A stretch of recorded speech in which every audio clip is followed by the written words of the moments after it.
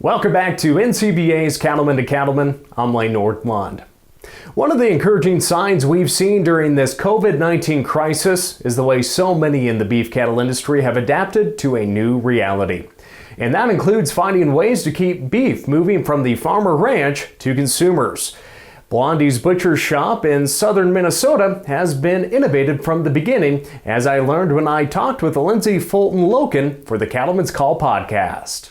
Everybody's been extremely overwhelmed. It's been really tough with this whole packing plant shutdown. And I know many of those plants have had multiple reasons for their shutdown. And I hope just as much as everybody else, they're up and going soon. And, as far as my cattle producers, everybody, and even ones I've never heard of, are calling, can you get one in? Can you just do this? We're all running at max capacity. My situation was a little different than some of my cohort butchers. I do a ton of catering, a ton of barbecuing. So this time of year, I usually don't harvest as many animals as a lot of other lockers do. When everything kind of hit, it wiped out a good half of my business and just catering. So here I was kind of sitting there twiddling my thumbs, and all of a sudden everything just hit. People started calling, said, hey, can you get this in? And I'm like, well, we're wide open. We were able to pull a full crew back in, and we're booked out. And I know everybody else is booked out at least into next January, if not February. Since she got her start as a butcher,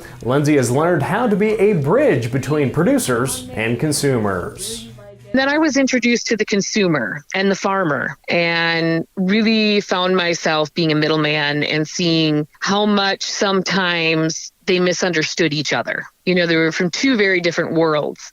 And I found myself a lot of the times being the middleman in a lot of those situations. And then you add media to it, and social media and things they see and read, and then they have questions. And I found myself getting questions that I couldn't even answer.